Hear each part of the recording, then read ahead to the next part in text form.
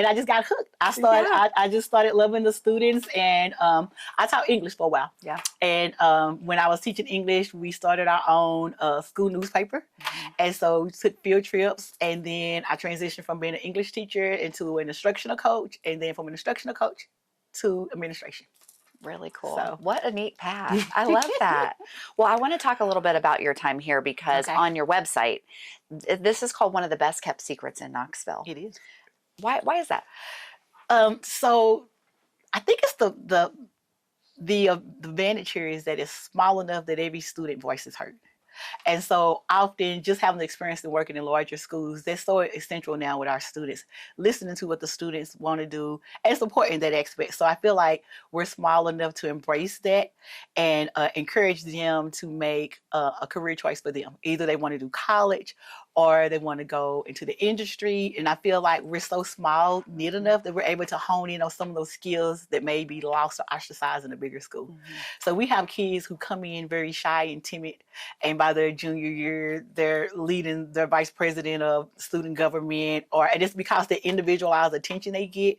So instead of filtering themselves through 2,000 kids, it's only 100 in their class. And so we know all of our students and we know all of their families, and they feel comfortable coming and talking to us and giving us hugs in the classroom. So, and that's important. So I always say in order for students to be successful in academic, they have to build relationships. And I feel like that's one of the foundations that we have here. All schools have relationships, but we're just smaller. And I think that's an advantage. And how many students do you have enrolled? We have 350 right now. Well, and I noticed you know so many names of the kids I out in the hall. do. Do you know most of the I kids do. by name? A lot of it's important. You have to know a name. So, even in my research, one of the important things is identifying kids and knowing who they are. So I make that one of my priorities to go out, even if it's beating them in a friendly game of Macalod, Uno, my way, my cards, my way, Uno. But I really make an effort to go out and know the kids and go out to some of the extra activities that they do to make sure that I know them. It's important when I walk down the highway and I could call you by your name instead of saying, hey, cutie, but I call them that anyway, but I know their name and I know behind them. So I want them to understand that I'm not only your principal, I'm here to support you in whatever you need support in. Well, and it's so different these days. I mean, I was in Knox County schools over 20 years ago, but it's hard to be in administration in schools these days. Tell me, what is the best part of your job? Like, what's the best part of your day? Oh my gosh, the kids. Yeah. The kids, they're a lot of people are just like, why are you a high school kids? I'm like, they're really cool. They really are cool. Just a relationship with them, and they're funny characters. And I have a 15-year-old and a 21-year-old. She just turned 21. But just getting to know them, and I love seeing their progression from how they come their 9th grade year and then how they graduated. Those are the best hugs and cries on graduation. It's kind of like, I call them all my kids. So I'm just like, remember how you were your freshman year? We didn't like you, and now I love you to death. And it was just like, I remember. And so it's just that whole spectrum of being there with that journey. I love it. I love seeing them grow into little adults, young adults. And so it's just amazing. And building that confidence in them with things that they may not, it's really important to see things in anyone that they don't see, whether it's not as like, you're a great artist, you can do this and this. So taking time to get to know them, because sometimes we are the only positive impact that they have at that moment, and just creating that pattern. So I just like seeing the growth. I like seeing them come from little 9th graders into bigger 12th graders and young adults. I love that. What would you say is the biggest challenge of being a principal in today's school? Oh my gosh. So I think juggling all of that, and just, it's not really a challenge. It's just, well, it is a challenge. It's a charge to, you're here for the kids. And so you love your kids, then you're here for your staff. You take care of your staff to take care of your kids. Well, then you have the expectations of running the school instructional wise. So just juggling all of that is really just important, but still making sure that the kids are on the forefront. So it's just the different things that you have to do. It's not as overwhelming, as consuming as it is. My husband is he's my filter. He'll say, stay focused. And I'm just like, you're right. Let me stay focused. So because you do get distracted with the politics or the money or any of that, but it's all full circle. We're here for the kids. So I guess it's more of just staying focused, because it could be overwhelming if you allow it to be, but you have to remember, I do a thing with my staff, and I do it all the time, but each year I try to make it different. Your why. Your why is very important. Why do I wake up every day? Why did I pick this profession? I could have been something else. So why? And so anytime I'm having a bad day, I recircle around back to my why. Because my why are the kids and making sure that my teachers are well prepared to take care of them. Kids are dealing with a lot these days and different Yes. kind of things than we dealt with 10, Yeah. 15, 20 years ago, even a few years ago during COVID. How have you been able to, you've been here now for a while, how have you been able to carry the students and the staff through post-COVID? Like, how is that going with students? Being mindful of, I was talking to a student the other day and understanding that their perception is their reality at that moment, and really listening to if you listen to the students, they'll tell you what they need and how to support them. The same thing with the staff. So being very empathetic to what's going on in their lives. I'm older, so some of the things that's dramatic to them, I would say, okay, you can get over that. But to them, the perception is this boy that they've been dating for a whole week is no longer calling them back. And I'm sad, and so I have to talk to them through that. Okay, what are you going to do to progress? How are you doing your classes? So just really listening to them. That's the biggest thing that I do is listen to the kids. I listen to my adults. I can see it on my teacher's face sometimes.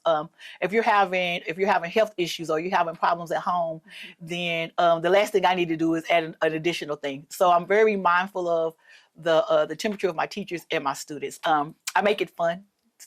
Education is fun, and it's necessary, like I was saying, with attendance being here, making it be where I can see and value you as a person, makes you want to come, makes you want to talk to me, and makes you want to come to school. And attendance is up, you said this Attendance year. is up. Attendance for the last 3 years, we had chronic absenteeism.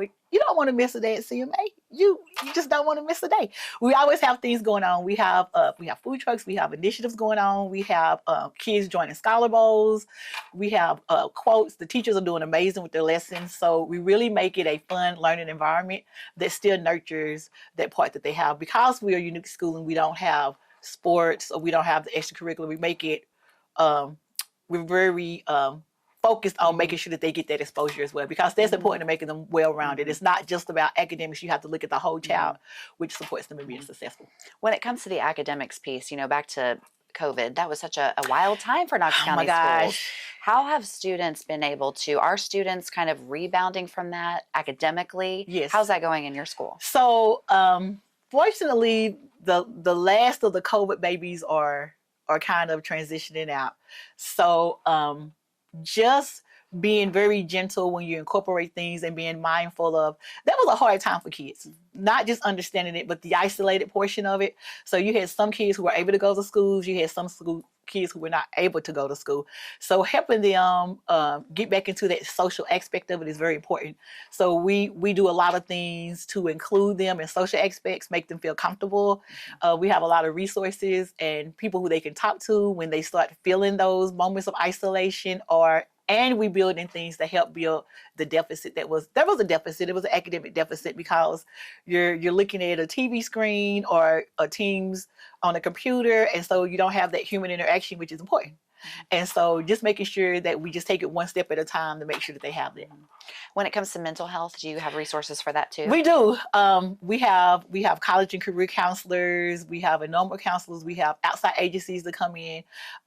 We do a lot of professional development to make sure that our teachers understand when it's time to pass it on or when it's time to do that. So we do, but our kids feel very comfortable coming to talk to us. So it's important that we build relationships. I like for a student to have one safe adult in the building. And if they don't have a safe adult, then I make a charge to my teachers, like, I need you to go have a conversation with this kid and find out. So I have a lot of support people in place that are very neutral and I guess like a kid magnet. So it makes it easier for them to build that relationship. So if I see a kid that doesn't have a safe adult, then I make sure that I'll assign a person to just happen to be in the lunch line when they're in the lunch line with them, or sitting at the table. So it can just be a incident, or just a simple coincidence that you get to talk to them. And that could be any staff member who any could be their safe staff adult. member who feels comfortable in that.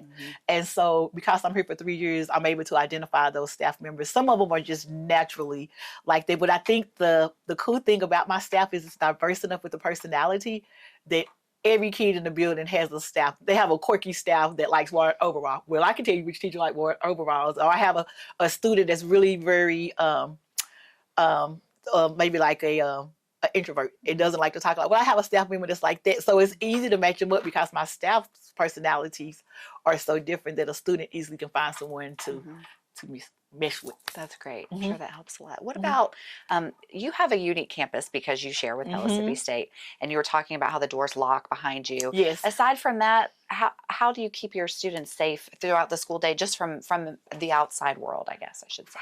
We have this protective. No, we wouldn't that be nice? I know. No, we're very fortunate. Mississippi State has security upstairs. So what we've done, the first thing we've done is connected them. They have a walkie, and so they have cameras everywhere. And so we're kind of neatly tucked in the back. So and then I have a security officer that monitors it as well. You have the buzz, my secretary in the front, who does a wonderful job of, hey, can I help you? Who's your child? So, and it's just, we've been really fortunate that a lot of outside people haven't been out here because you kind of see yourself a Knox County School campus. Mm-hmm. So we've just been able to maintain that safety. All of the people and resources around us have done a great job of protecting us. Mm-hmm. And I know it's not something that like people love to talk about, but it is like a number one concern of parents. And so just, I know schools are dealing with a lot. We are. But we're very mindful and intentional. And it may look like the kids don't have boundaries, but they have boundaries. Mm-hmm. So, even if you notice when you took a tour of the building, every angle, like even sitting here, I can see where my students are, and then I can see where they are here. And so the students know that they have parameters that they have to go in. They know that when they come inside to make sure that it is a Knox County student, they come back out and buzz in. We don't give them a pass to come upstairs. Security upstairs, keep the radio on at all times. The other day we had it was just a medical emergency and they came down. It was like, everything okay? We saw the ambulance. I'm just like, oh yeah, student got sick. But it's just, I don't have to worry about that because we're all kind of connected. The dean that you met, he's really good, and he's part of our newsletter, so we know when events are going on. So it's not a surprise. We do our fire alarms and security alarms together. So it's really well meshed. So it's almost like a larger campus. So and then the lunchtime, the teachers know my expectations. The kids are not outside without supervision. So they're taking college classes, but they're still not grown. And then they don't go anywhere on campus without being supervised. And so it's a balance of independence and safety. It is. Yeah. And they think they're independent, but we see them. And it's a teacher there with them the entire time. When they go upstairs, it's professors. My college and career seminar, she monitors my students upstairs. So, and she has a radio. So she goes around into the classrooms. She goes around into the library to make sure that they're okay. Yeah. What do you wish that you would have known before becoming a principal? Oh my gosh. That's a good question. What do I wish I have known? That's a question that's getting me tripped up. What would I have known before becoming a principal? I don't know. I slowly transitioned into administration. I think the biggest thing is, I guess, making sure that I'm intentional when I balance everything, if that makes sense. When I'm an assistant principal, it's easier I used to go, beg money from my principal, like, can I buy this and buy this? So just that additional responsibility of, I am the last buck, like, oh, okay, I have to do the money. So just that, but it wasn't that big of a surprise because I had been working with kids for over 20 years. So I was familiar with the transition. So I guess the biggest thing was just juggling it all and maintaining my focus, which is easy because I know my why. If you could describe your day in a word or two. Okay. What would you say? Energetic, nonstop. So my staff doesn't like it if I have too much Starbucks, but I like it. So, but I think it's just energetic. I love it because it's not really predictable. I leave at night and I make my to-do list, and then I come in the morning and I make my to-do list, and then by lunch, I'm looking at my to-do list and I'm like, did I to-do it or did I not? But I still had a great day. So I think I like the surprising of what's so energetic. I think it's always energetic. You can't come in here tired. So you really seem like you're the heart of the school. I want to be the heart. I think I am. I think, they always say the pulse of the school depends on the principal. So I try to stay upbeat. I try to make sure that I'm energetic. I try to always feed my staff. It's very important to take care of your staff and the kids as well. So I really, really try to be intentional to build a positive culture full of energy and fun. And how do you bring teachers' morale with you? Because you have such a positive outlook. And again, it's hard to be an educator today. It is. I listen to them, and I figure out what is the grumble. A lot of times, if you have a teacher that's not satisfied, it's more than just the school. It's some baggage that they brought. It could be them being afraid of, oh, we have a new leader. What are they going to do now? Because the past schools that I've had was like this. So I guess really debunking the myths that they may have. I always say the proof is in the pudding. So, they always say she's going to always be like this. She's not going to always be like that. And then I'm just like, oh my gosh, she is always like this. So staying positive, talking to them. And that was one of the things I had to do when I transitioned was when I became a principal is they didn't know me. Although I was in Knox County for a while, I hadn't been on this side of the town. So they were just like, we don't know you. So building morale, talking to some of my teachers, identifying some of their strengths, talking to them, finding out what are their fears, what are your fears, why are you here, and what is it that you want. So really, really have to build relationships with my teachers so I can know how to support them. And some of it is just education is hard because of the demands and the expectations that we put on them without providing a scaffold or support. So we have to take care of our teachers as well. So I just work hard and I bug them and I feed them. But I think mostly just if they know that I genuinely care about them and I try to be compassionate and consistent around holding high expectations, and they know that the students come first. And so that's basically what I do. Well, and I can tell everybody works so hard here, and when schools get criticized or school districts, what is it that you want parents to know about what you're doing in school every day? I want parents to know that you're giving us your jewels, and that we work hard because we're dedicated to making sure that we return those jewels shinier than they were when they got here. It's easy when you enjoy what you do. These teachers here are amazing. They do extracurricular activities, and some get paid for it, some don't. But it's the passion that they have for their students, and everything that we do is to make their student a better person. And so we're just dedicated and devoted. So when you do that, it's not work, it's fun, right? You're coming in, you're doing something that you enjoy. I know you already gave me a lot of details about the school, but how many of your students graduate? So yes, last year we had 22 students graduate with their associate's degree out of a class of, I think, around about, 85. So we have small classes, and then the year before we had 26 graduate. So the last 2 years have been the largest amount of kids, and this year we anticipate about half of our senior class graduating with associate's degrees. That's amazing. So that really sets them up for success. Yes, we're so excited, and we really try, when you talk about the mental health, we try to make it intentional that you get to choose your path now. You can go ahead and finish up at Pellissippi. You can go to a 4-year college. So we don't want to burden the kids or make them think that they have to graduate with an associate's, but they come passionate and that's what they want to do. And they don't have to go the college route necessarily. No, they do not go the college route. We make sure during their 9th grade year and half of their 10th grade year that they're exposed to that. With the 865 curriculum, we make sure they're exposed to these different things. So no, we have students who are they graduate and they realize that, and that's the great thing about this, is they say, I may not want to take any more college classes, and that's okay. But hey, I got this cool internship because when I went to TCAT to visit, I met this man and so just giving them that exposure, we let them know that you don't have to go to a 4-year college. It would be nice being exposed. You have to figure out what works best for you. You may want to take a break and come back. So we do have kids that go into the industry, and we want to make sure that they understand that they have that option here.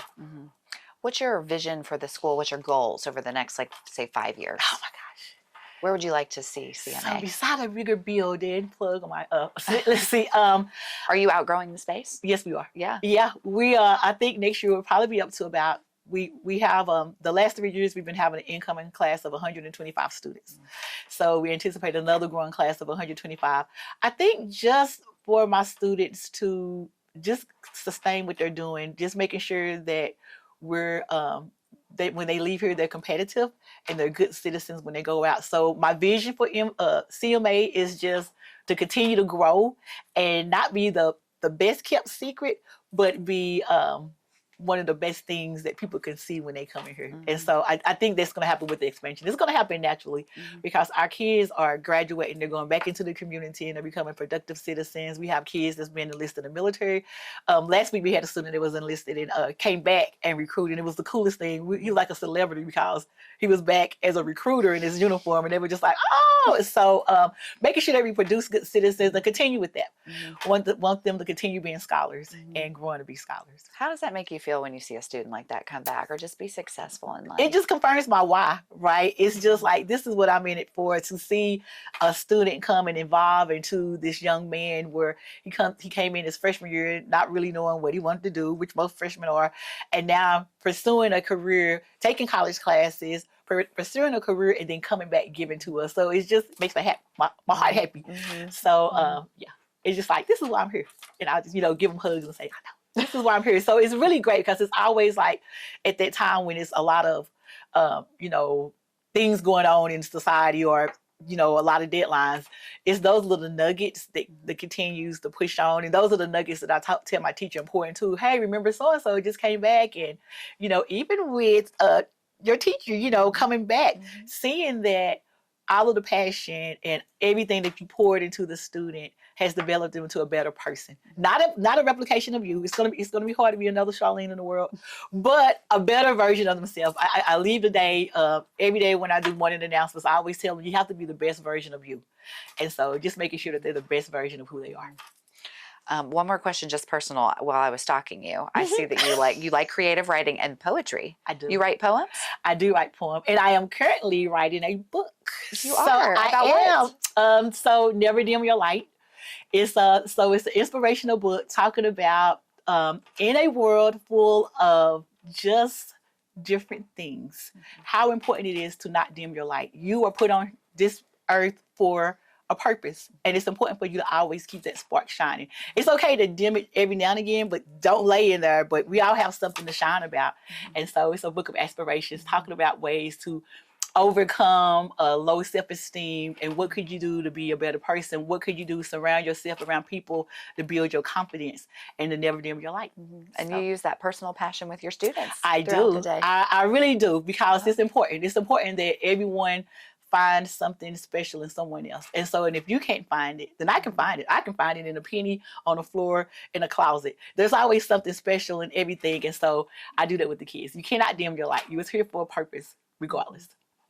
That's great. Is there anything else you want to add? No, this has been amazing. I'm so glad that you all are here. Yeah. It's not easy to be you. No, I see you popping in. Everyone's like needing you, and you've got a radio. And do you spend most of your day doing that? I do.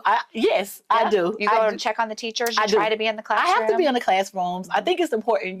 We talk to the students about being scholars, and so if I'm not in the classroom looking at the instruction or distracting the teachers when they're trying to teach, then it's kind of like I'm not following my own path. I love being in the classrooms. If I'm having a bad day, that's how I reset.